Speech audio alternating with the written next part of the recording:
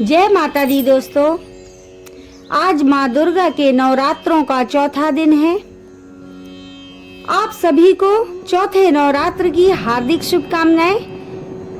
आज नवरात्र के चौथे दिन मैं आप सभी के समक्ष दुर्गा सप्तशती के चौथे दिन का पाठ प्रस्तुत कर रही हूँ, जिसमें दुर्गा सप्तशती के 5वें, 6ठें, 7वें और 8वें अध्याय का वर्णन है। तो आइए सबसे पहले 5वां अध्याय श्रवण करेंगे। बोलिए अम्बे मैया की जय। देवी की स्तुति, अंबिका के रूप की प्रशंसा। श्री मार्कंडेय जी बोले, पूर्व काल में निशुंभ और शुंभ नामक असुरों ने अपने बल के घमंड में आकर सचीपति इंद्र के हाथ से तीनों लोकों का राज और यज्ञ भाग छीन लिए। वे ही दोनों सूर्य, चंद्रमा, कुबेर, यम और वरुण के अधिकार का भी उपभोग करने लगे। वायु और अग्नि का कार्य भी वे ही करने लगे। उन दोनों ने सब देवताओं को अपमानित, राज्य भ्रष्ट, पराजित तथा अधिकारहीन करके स्वर्ग से निकाल दिया। उन दोनों महान असुरों से तिरस्कृत देवताओं ने अपराजिता देवी का स्मरण किया और सोचा, जगदम्बा ने हम लोगों को वर दिया था कि आपत्ति काल में याद करने पर मैं तुम्हारी सब आपत्तियों को तत्काल नाश कर दूंगी। यह विचार कर देवता गिरिराज हिमालय पर गए और वहां भगवती विष्णु माया की स्तुति करने लगे। देवता बोले, देवी को नमस्कार है, महादेवी शिवा को नमस्कार है, प्रकृति एवं भद्रा को प्रणाम है। हम लोग नियम पूर्वक जगदम्बा को नमस्कार करते हैं। रौद्रा को नमस्कार है, नित्या गौरी एवं धात्री को नमस्कार। ज्योतिषनामयी, चंद्र रूपणी एवं सुख स्वरूपा देवी को सत सत प्रणाम है। शरणागतों का कल्याण करने वाली वृद्धि एवं सिद्धि रूपा देवी को हम बारंबार नमस्कार करते हैं। राक्षसों की लक्ष्मी, राजाओं की लक्ष्मी तथा शिव पत्नी स्वरूपा आप जगदम्बा को हमारा बारंबार नमस्कार है। दुर्गा, दुर्गम संकट से पार उतारने वाली, सबकी आधारभूता, सर्वकारणी ख्याति कृष्णा और धूम्रा देवी को सर्वदा नमस्कार है।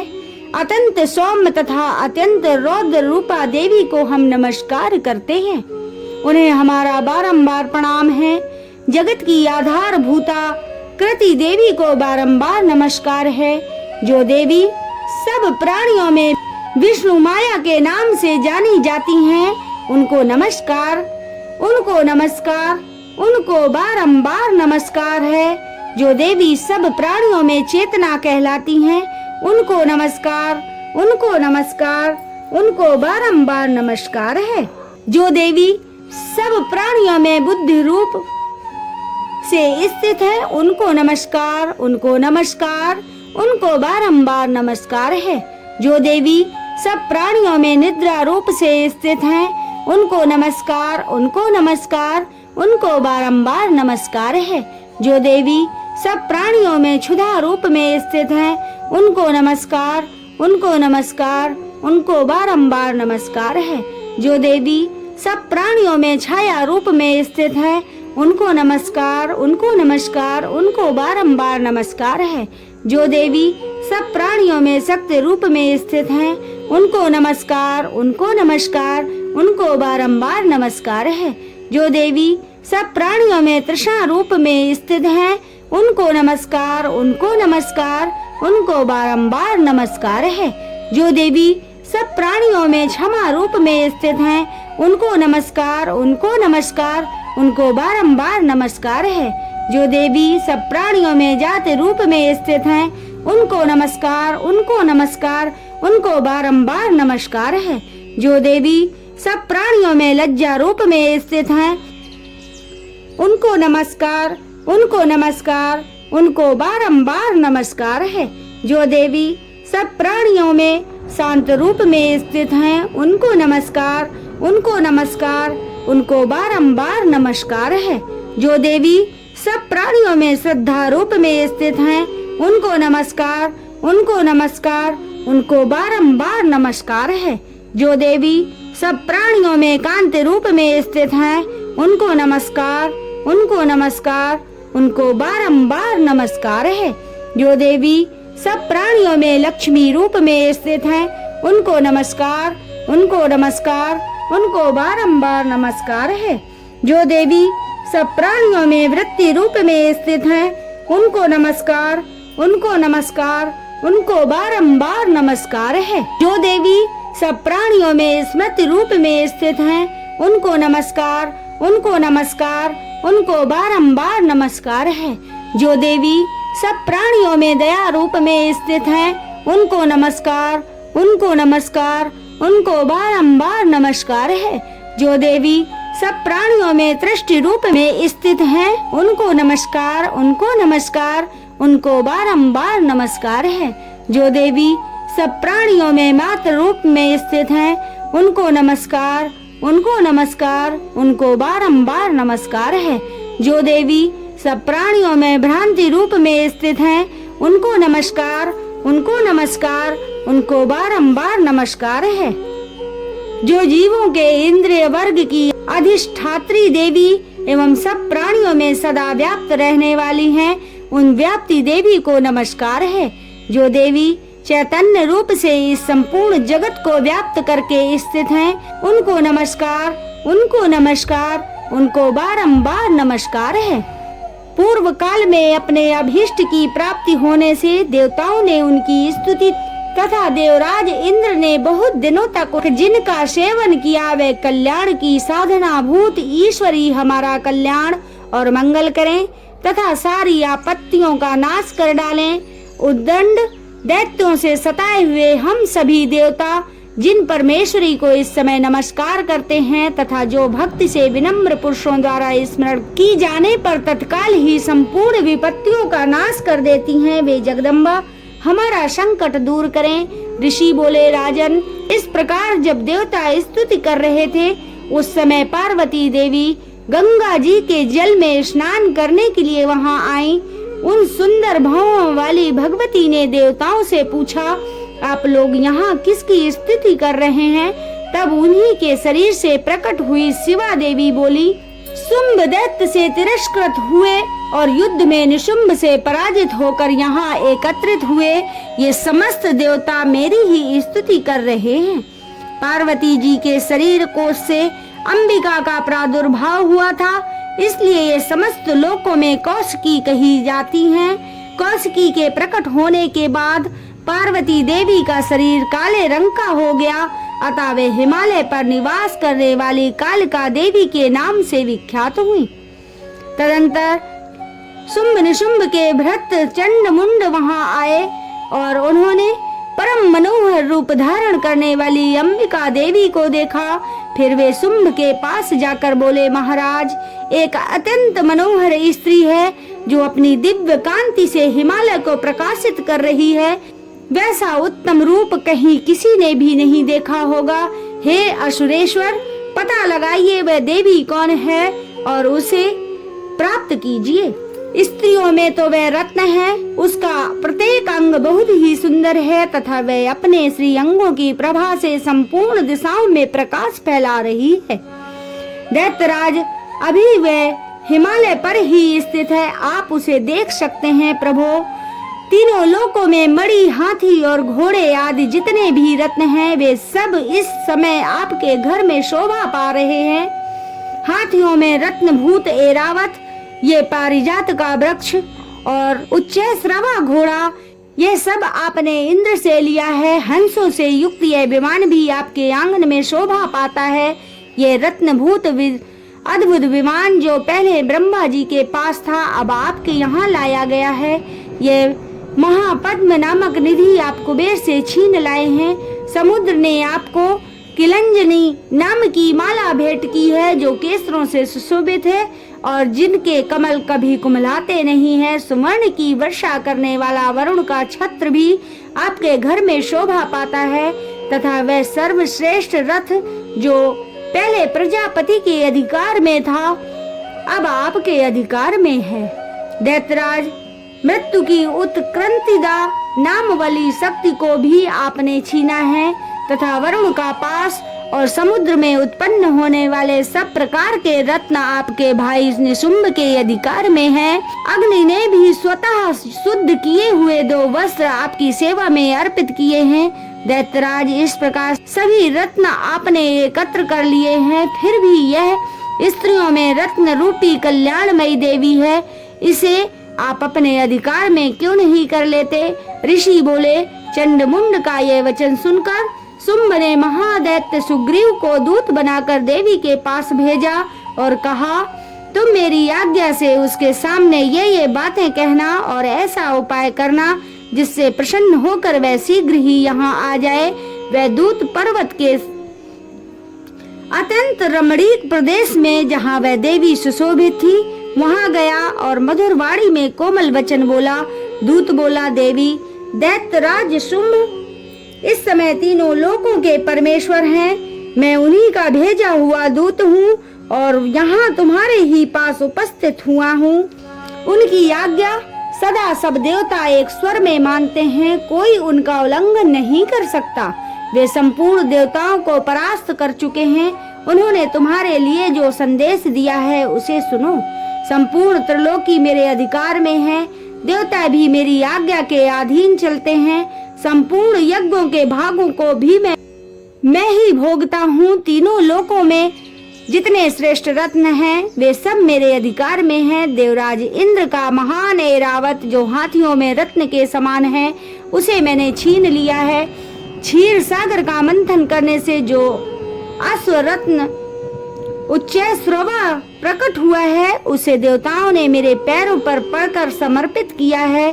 सुंदरी, उनके अतिरिक्त और भी जितने रत्नभूत पदार्थ देवताओं, गंधर्वों और नागों के पास थे वे सब मेरे ही पास आ गए हैं। देवी, हम लोग तुम्हें संसार की स्त्रियों में रत्न मानते हैं, अतः तुम हमारे पास आ जाओ, क्योंकि रत्नों का उपभोग करने वाले हम ही हैं। चंचल कटाक्षों वाली सुंदरी, तुम मेरी या मेरे महापराक्रमी भाई निशुंभ की सेवा में आ जाओ, क्योंकि तुम रत्न स्वरूपा हो। इस प्रकार मेरा वर्ण करने से तुम्हें अतुलित महान ऐश्वर्य की प्राप्ति होगी। अपनी बुद्धि से ये विचार कर तुम मेरी पत्नी बन जाओ। ऋषि बोले। दूत के ये कहने पर कल्याणमयी भगवती दुर्गा देवी जो इस जगत को धारण करती हैं, मन ही मन गंभीर भाव से मुस्काई और इस प्रकार बोली। देवी ने कहा, दूत, तुमने सत्य कहा, इसमें तनिक भी झूठ नहीं है कि शुंभ तीनों लोकों का स्वामी है और निशुंभ भी उसी के समान पराक्रमी है। किंतु इस विषय में मैंने जो प्रतिज्ञा कर ली है उसे झूठी कैसे करूं? मैंने अपनी अल्प बुद्धि के कारण पहले से ही जो प्रतिज्ञा कर रखी है उसे सुनो। जो मुझे संग्राम में जीत लेगा, जो मेरे अभिमान को चूर्ण कर देगा तथा संसार में जो मेरे समान बलवान होगा वही मेरा स्वामी होगा।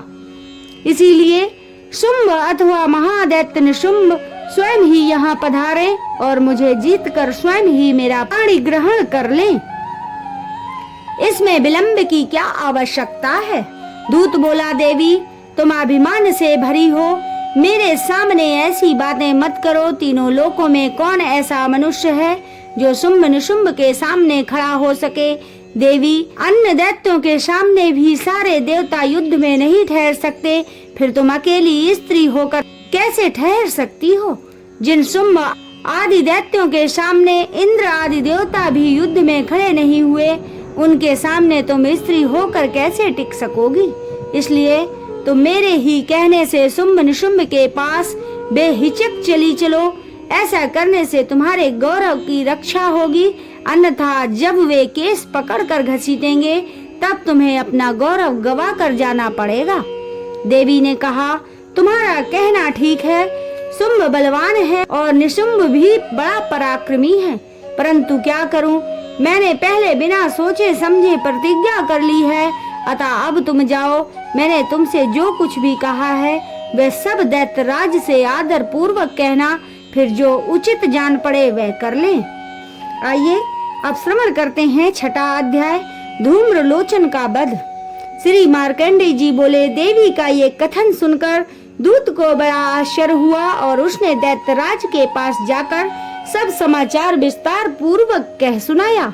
दूत की बातों को सुनकर दैत्यराज कुपित हो उठा और वह सेनापति धूम्रलोचन से बोला, धूम्रलोचन, तुम शीघ्र अपनी सेना साथ लेकर जाओ और उस दुष्टा के केस पकड़कर घसीटते हुए उसे बलपूर्वक यहाँ ले आओ।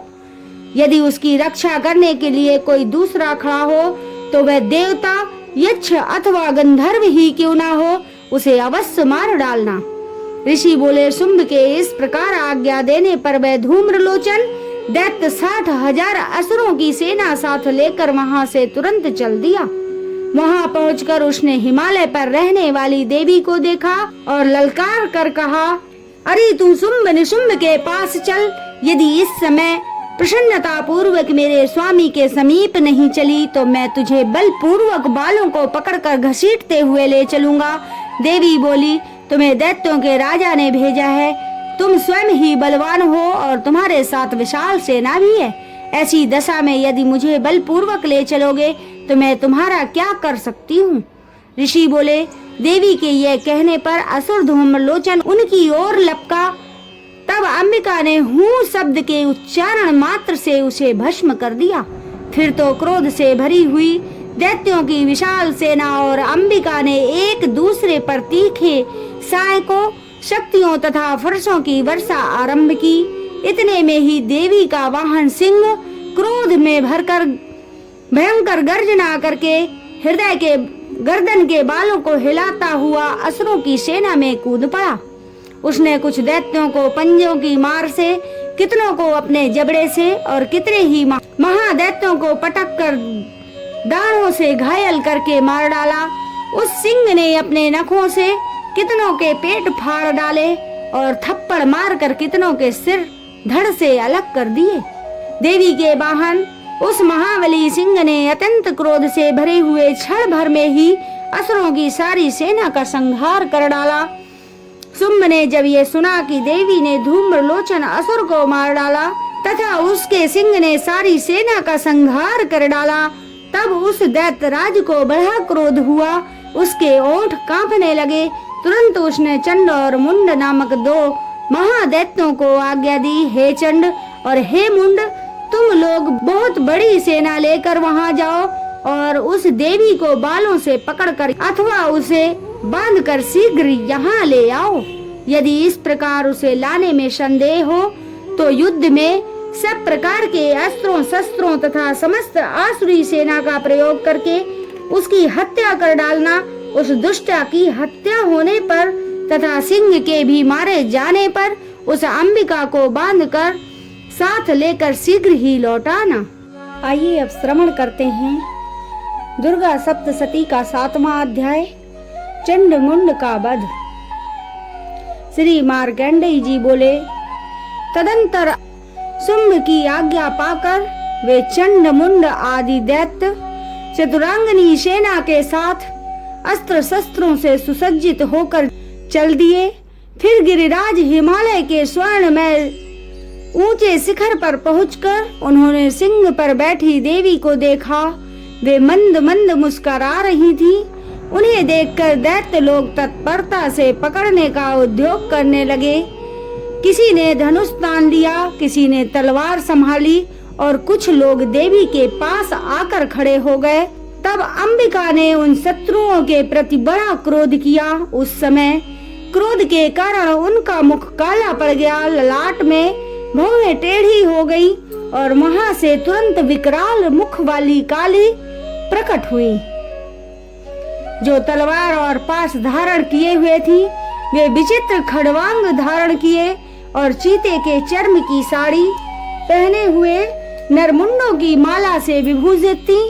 उनके शरीर पर मांस जैसे सूख गया था, मात्र हड्डियों का ढांचा था। जीभ लपलपाने के कारण वे और भी डरावनी प्रतीत होती थीं।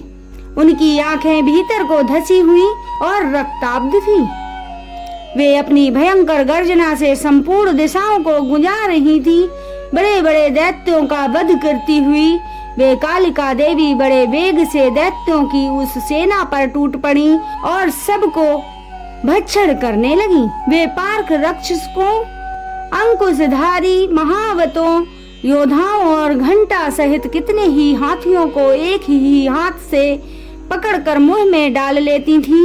इसी प्रकार घोड़े, रथ और सारथी के सहित रथी सैनिकों को मुख में डालकर वे बड़े भयानक रूप से उनका चर्वण कर डालती थी। किसी के बाल पकड़ लेती, किसी का गला दबा देती, किसी को पैर से कुचल डालती और किसी को धक्के से गिराकर मार डालती थी।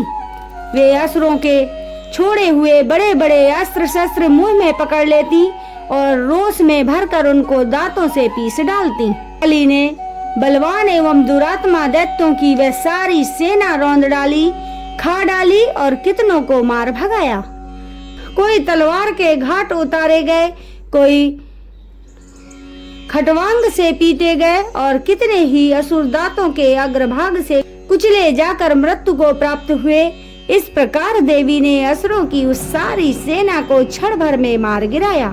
ये देख चंड उन अत्यंत भयानक काली देवी की ओर दौड़ा तथा महादैत्य मुंड ने भी अत्यंत भयंकर बाणों की वर्षा से तथा हजारों बार चलाए हुए चक्रों से उन भयानक नेत्रों वाली देवी को आच्छादित कर डाला। वे अनेक चक्र देवी के मुख में समाते हुए ऐसे जान पड़ते थे मानो सूर्य के बहुतेरे मंडल बादलों के उदर में प्रवेश कर रहे हों। तब भयंकर गर्जना करने वाली काली ने अत्यंत रोष में भरकर विकट अट्टहास किया।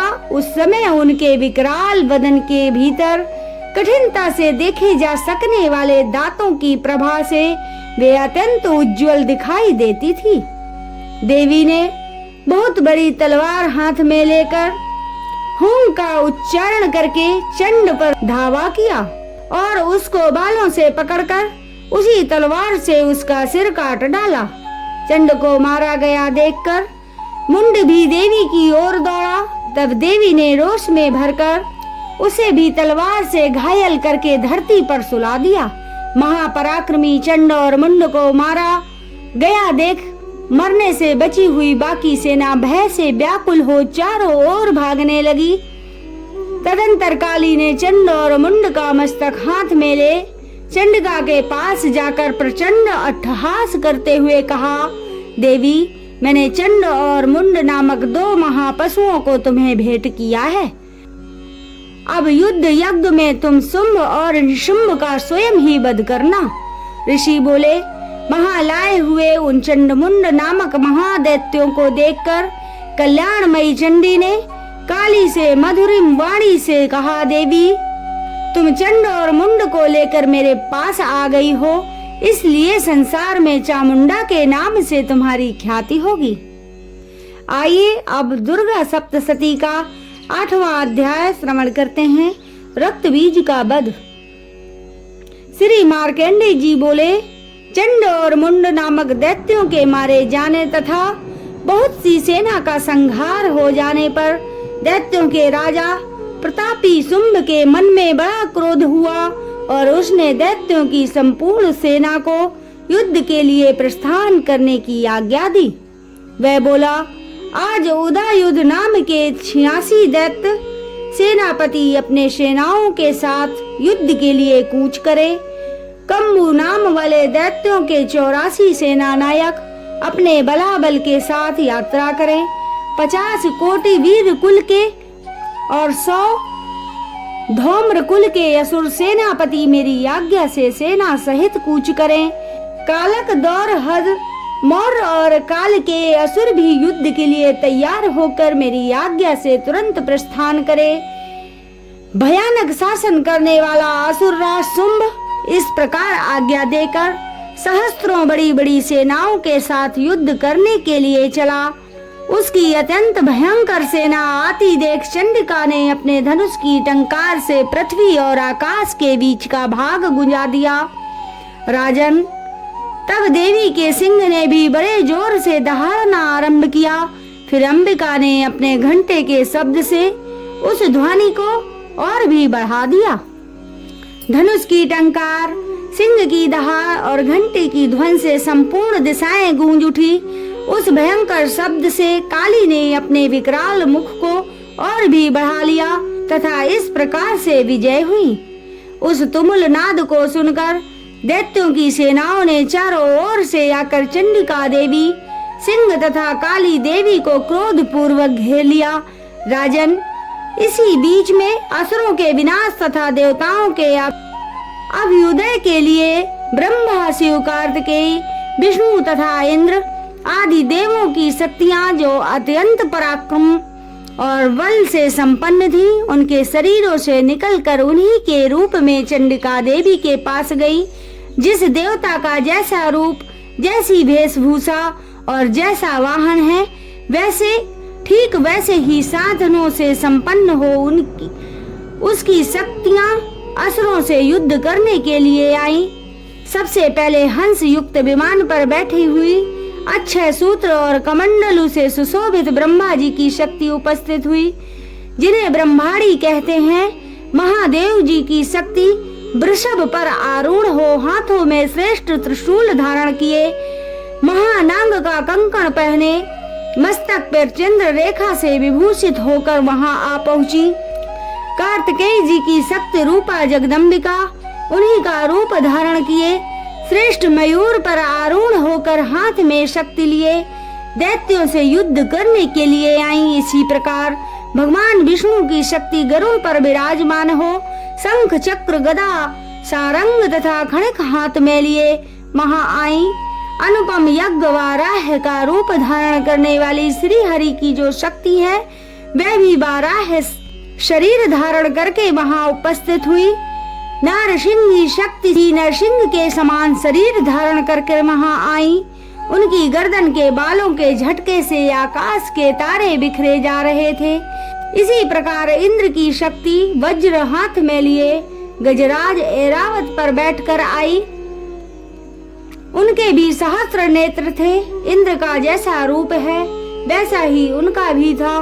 तदंतर उन देव शक्तियों से घिरे हुए महादेव जी ने चंडिका से कहा, देवी, मेरी प्रसन्नता के लिए तुम शीघ्र ही इन असुरों का संहार करो। तब देवी के शरीर से अत्यंत भयानक और परम उग्र चंडिका शक्ति प्रकट हुई, जो सैकड़ों गीधड़ियों की भांति आवाज करने लगी। उन अपराजिता देवी ने धूमिल जटा वाले महादेव जी से कहा, भगवान, आप शुंभ निशुंभ के पास दूत बनकर जाइए और उन अत्यंत गर्वीले दानव शुंभ एवं निशुंभ दोनों से कहिए, साथ ही उनके अतिरिक्त भी जो दानव युद्ध के लिए वहां उपस्थित हो, उनको भी ये संदेश दीजिए, दैत्यों, यदि तुम जीवित रहना चाहते हो तो पाताल को लौट जाओ। इंद्र को त्रिलोकी का राज्य मिल जाए और देवता यज्ञ भाग का उपभोग करें। यदि बल के अभिमान में आकर तुम युद्ध की अभिलाषा रखते हो तो आओ, मेरी योगिनियां तुम्हारे कच्चे मांस से तृप्त हो। चूंकि उन देवी ने भगवान शिव को दूत के कार्य में नियुक्त किया था, इसलिए वह शिव दूती के नाम से संसार में प्रसिद्ध हुई। वे महादैत्य श्री भगवान शिव के मुख से देवी के वचन सुनकर क्रोध से भर गए और जहाँ कात्यायनी विराजमान थी उस ओर बढ़े। तदंतर वे दैत्य अमरस में भरकर पहले ही देवी के ऊपर बाण, शक्ति और रिष्टि आदि अस्त्रों की वर्षा करने लगे। जब देवी ने भी खेल खेल में ही धनुष की टंकार की और उससे छोड़े हुए बड़े बड़े बाणों द्वारा दैत्यों के चलाए हुए बाण, शूल, शक्ति और फरसों को काट डाला, फिर काली उनके आगे होकर शत्रुओं को शूल के प्रहार से विदीर्ण करने लगी और खड़वांग से उनका कचूमर निकालती हुई रणभूमि में विचरने लगी। ब्रह्माणी भी जिस जिस ओर दौड़ती उसी ओर अपने कमंडल का जल छिड़ककर शत्रुओं के ओज और पराक्रम को नष्ट कर देती थी। महेश्वरी ने त्रिशूल से तथा वैष्णवी ने चक्र से और अत्यंत क्रोध से भरी हुई कुमार कार्तिकेय की शक्ति ने दैत्यों का संहार आरंभ किया। इंद्र शक्ति के वज्र प्रहार से विदीर्ण हो सैकड़ों दैत्य दानव रक्त की धारा बहाते हुए पृथ्वी पर सो गए। वाराही शक्ति ने कितनों को अपने थूथुन की मार से नष्ट कर दिया। दानों के अग्रभाग से कितनों की छाती छेद डाली तथा कितने ही दैत्य उनके चक्र की चोट में विदीर्ण होकर गिर पड़े। 12 सिंगी भी दूसरे दूसरे महादैत्यों को अपने नखों से विदीर्ण करके खाती और सिंहनाद से दिशाओं और आकाश को गुंजाती हुई युद्ध क्षेत्र में विचरने लगी। कितने ही असुर शिवदूती के प्रचंड अट्टहास से अत्यंत भयभीत हो पृथ्वी पर गिर पड़े और गिरने पर उन्हें शिवदूती ने उसी समय अपना ग्रास बना लिया। इस प्रकार क्रोध से भरे हुए मात्र गणों को नाना प्रकार के उपायों से बड़े बड़े असुरों का मर्दन करते देख दैत्य सैनिक भाग खड़े हुए।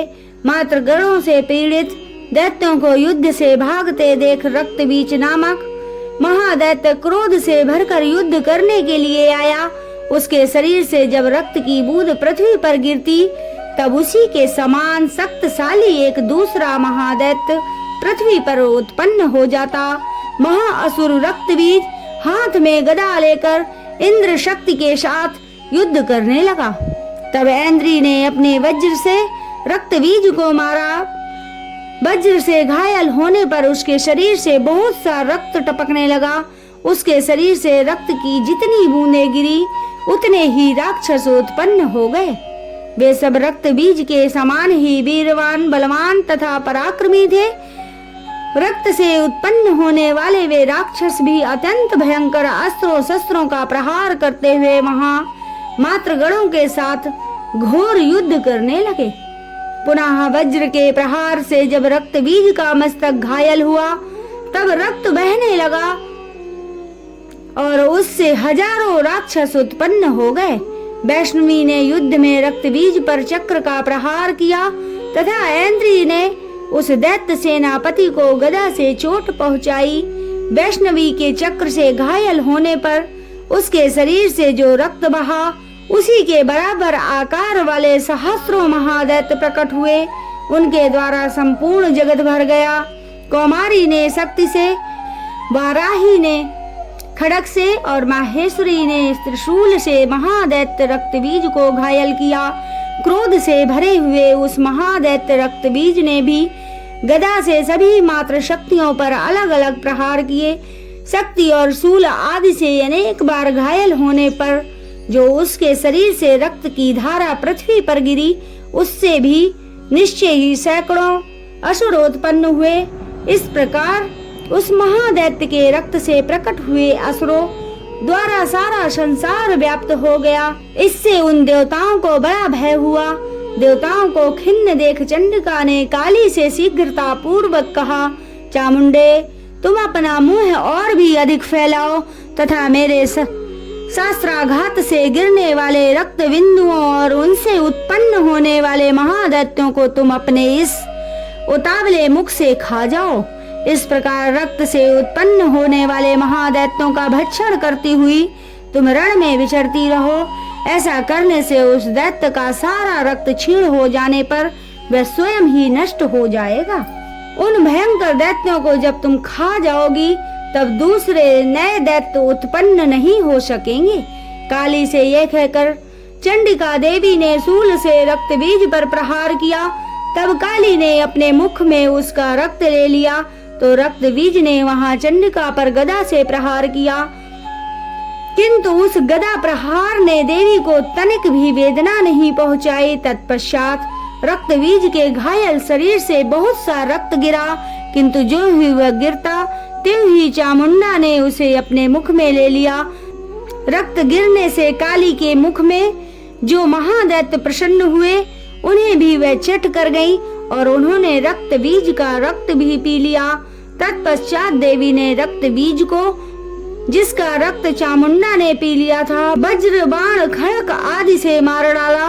राजन, इस प्रकार शास्त्रों के समुदाय से आहत एवं रक्तहीन हुआ महादैत्य रक्तबीज पृथ्वी पर गिर पड़ा। इससे देवताओं को अनुपम हर्ष की प्राप्ति हुई और मात्र गण असुरों के रक्तपान से मदमत्त होकर नृत्य करने लगे।